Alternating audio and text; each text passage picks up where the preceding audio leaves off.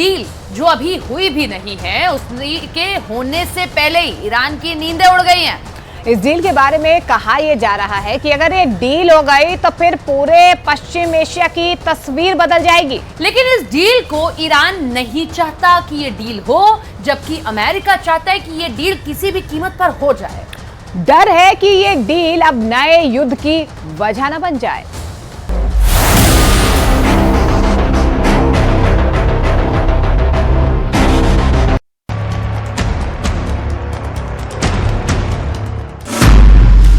एक डील बदल देगी खाड़ी की तकदीर, एक डील बदल देगी खाड़ी की तस्वीर, एक डील बदल देगी देशों का इतिहास, एक डील बदल देगी भविष्य और वर्तमान। कब, कैसे, कहां, क्यों? इस डील पर अमेरिका, इजराइल, सऊदी अरब और फिलिस्तीन के अलावा ईरान की भी नजर है।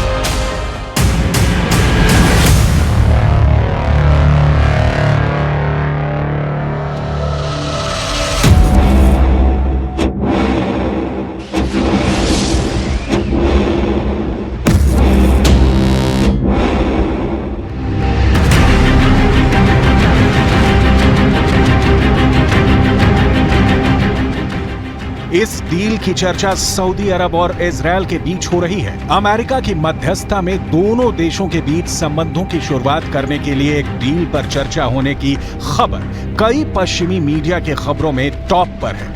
ये जानना आपके लिए बेहद जरूरी है कि इस वक्त इजराइल और सऊदी अरब के बीच किसी तरह का कोई राजनयिक रिश्ता नहीं है। दोनों देशों में 36 का रिश्ता है।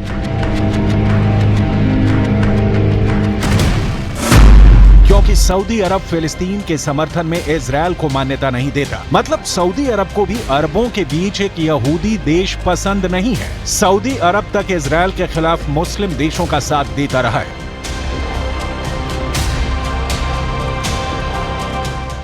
लेकिन अब हालात बदल रहे हैं। सऊदी अरब इजराइल के करीब आता दिख रहा है। इससे सबसे ज्यादा ईरान भड़का हुआ है। ईरान के राष्ट्रपति इब्राहिम रईसी ने सऊदी अरब इजराइल के बीच किसी कनेक्शन के स्थापित होने की संभावना पर क्या कहा, पहले वो देखिए, फिर दिखाएंगे वो डील जिसने रईसी की उड़ा दी है नींद। इजराइल के साथ रिश्ते सामान्य करने से सुरक्षा नहीं आएगी।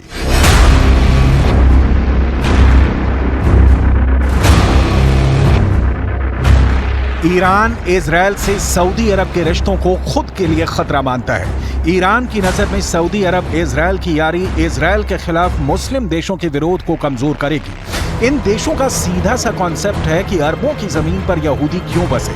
इन देशों की हमदर्दी फिलिस्तीन के साथ है, जबकि इजराइल फिलिस्तीन के विद्रोहियों को आतंकी मानता है जो इजराइल के खिलाफ रॉकेट लॉन्च करते हैं। देखने वाली बात है कि इन सबके बीच भी इजराइल की ओर से सऊदी अरब से दोस्ती की बात पर पॉजिटिव प्रतिक्रिया आ रही है। प्रधानमंत्री बेंयामिन नेतन्याहू कहते हैं कि मध्य पूर्व जियोपॉलिटिकल पिक्चर को हमेशा हमेशा के लिए बदल देगा। कैसे, इसकी डिटेल देखने से पहले सऊदी अरब इजराइल के बीच की डील के पन्ने पलट लेते हैं।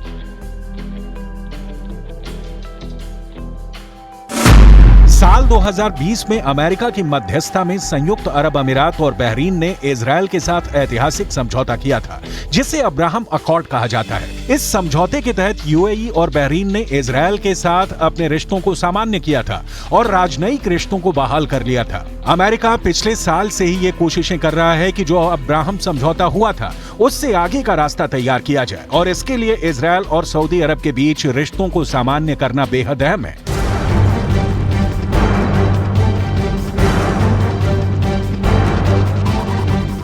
इजराइल और सऊदी अरब के रिश्तों के बीच ईरान सबसे बड़ा रोड़ा है और ये बहुत लाजमी भी है।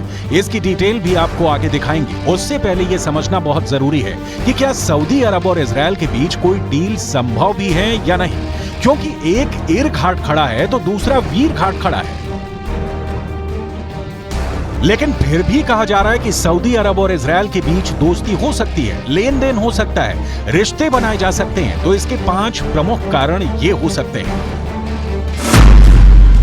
सऊदी अरब और इजरायल के बीच संभावित दोस्ती का पहला कारण। सऊदी अरब को इस वक्त अमेरिकी समर्थन की जरूरत है। इजरायल के साथ संबंधों को सामान्य बनाने के बदले में सऊदी अरब अमेरिका से बड़ा सैन्य समर्थन मांग कर रहा है। सऊदी अरब और इजरायल के बीच संभावित दोस्ती का दूसरा कारण, अमेरिका से फिलिस्तीन के लिए अमेरिका से छूट मांग रहा है। सऊदी अरब और इजरायल के बीच संभावित दोस्ती का तीसरा कारण, डील से इजरायल को ईरान के खिलाफ सऊदी अरब जैसा दोस्त मिल सकता है।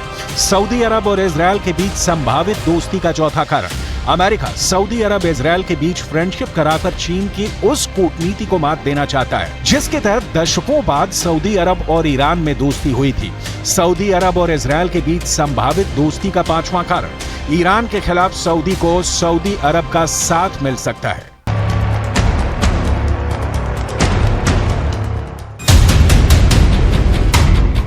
सऊदी अरब और इजरायल के बीच संभावित दोस्ती का पहला कारण, सऊदी अरब को इस वक्त अमेरिकी समर्थन की जरूरत है। इजरायल के साथ संबंधों को सामान्य बनाने के बदले में सऊदी अरब अमेरिका से बड़ा सैन्य समर्थन मांग कर रहा है।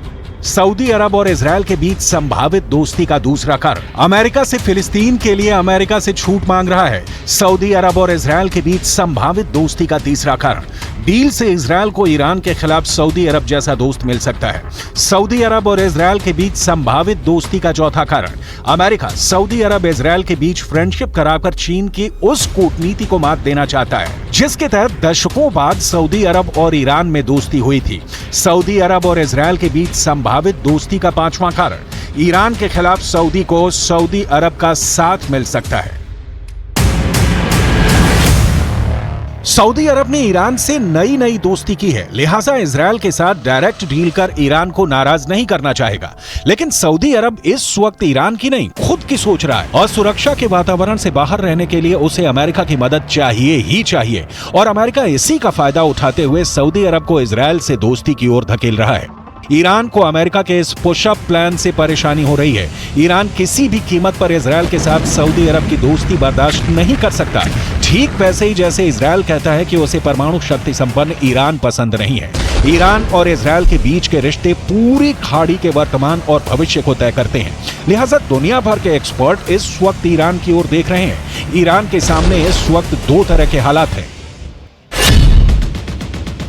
पहला, इस डील के बाद भी सऊदी और ईरान के बीच रिश्ता कायम रहेगा। ईरान पर प्रतिबंध लगे वर्षों हो गए, ईरान की अर्थव्यवस्था सही स्थिति में नहीं है। दूसरा, ईरान भी अब धीरे धीरे फिलिस्तीन मुद्दे से हट रहा है। इसमें ईरान ये सोच सकता है कि सऊदी अरब जो कदम उठा रहा है उसके राष्ट्रीय हित में हो सकता है, तो वो इस डील में अड़चन डालने की कोशिश नहीं करेंगे।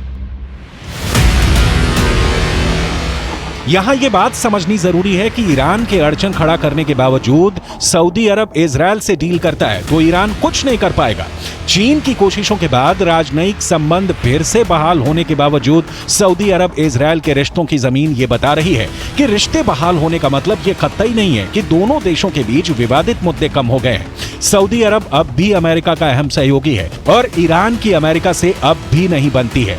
ईरान के परमाणु बम विकास वाली नई रिपोर्ट आई है जो आपको आगे दिखाएंगे।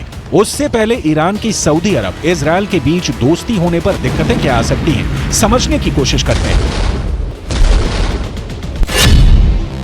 पहली बात कि मध्य पूर्व में या इस्लामिक देशों की सरकारें इजरायल को स्वीकार करें। दूसरी बात, सऊदी अरब इजरायल के करीब आने से मध्य पूर्व में अमेरिका की उपस्थिति और बढ़ेगी, जो ईरान खुद के लिए ठीक नहीं मानता। तीसरी बात, ईरान परमाणु बमों और ड्रोनों के विकास, चीन और रूस का साथ होने के चलते खुद को इतना ताकतवर मानता है कि वो सीधे अमेरिका से टकरा सकता है। सऊदी अरब इजरायल के बीच दोस्ती की सूरत में ईरान क्या करेगा या क्या क्या कर सकता है, इसकी और डिटेल देखें। उसके पहले सऊदी अरब के क्राउन प्रिंस मोहम्मद बिन सलमान ने क्या कहा। इजरायल से रिश्ते सामान्य करने की दिशा में हर दिन करीब आ रहे हैं। मेरे लिए फिलिस्तीन का मुद्दा बेहद अहम है, हमें उसे सुलझाने की जरूरत है। इस मामले में बातचीत जारी है, हम देखेंगे कि ये कहां पहुंचता है। हमें उम्मीद है कि ये ऐसी जगह पहुंचेगा जहां से फिलिस्तीनी लोगों का जीवन आसान हो सकेगा।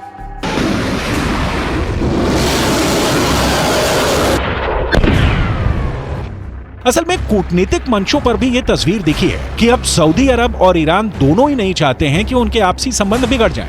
ईरान अंतर्राष्ट्रीय प्रतिबंधों के चलते बहुत ही घायल है। ईरान के अंदर के हालात दिनों दिन खराब होते जा रहे हैं, महंगाई बढ़ रही है, लोगों में सरकार के प्रति विरोध बढ़ रहा है और सऊदी अरब के साथ ईरान के रिश्तों को लोग सकारात्मक रूप से देखते हैं। लिहाजा रईसी भी नहीं चाहेंगे कि सऊदी अरब से सीधी दुश्मनी मोल लें। लेकिन जहां तक ईरान के न्यूक्लियर पावर की बात है, तो अमेरिका के रक्षा विभाग ने ईरान के न्यूक्लियर कार्यक्रम पर एक ताजा रिपोर्ट जारी की है। इस रिपोर्ट में चौंकाने वाली बातें सामने आई हैं। पहली ये कि ईरान इस वक्त किसी भी परमाणु कार्यक्रम पर काम नहीं कर रहा। दूसरी ये कि ईरान ने इतनी शक्ति जुटा ली है कि वो जब चाहे 2 हफ्ते में न्यूक्लियर बम बना सकता है। रिपोर्ट में तीसरी बात यह कही गई है कि ईरान मध्य पूर्व के देशों के लिए खतरा पैदा कर रहा है।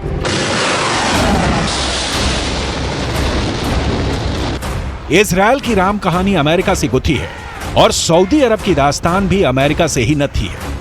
ईरान को भी अपने खिलाफ अंतर्राष्ट्रीय प्रतिबंधों में ढील के लिए अमेरिका का ही सपोर्ट चाहिए, लेकिन परेशानी यह है कि अमेरिका जो चाहता है ईरान वो करने के लिए तैयार नहीं है।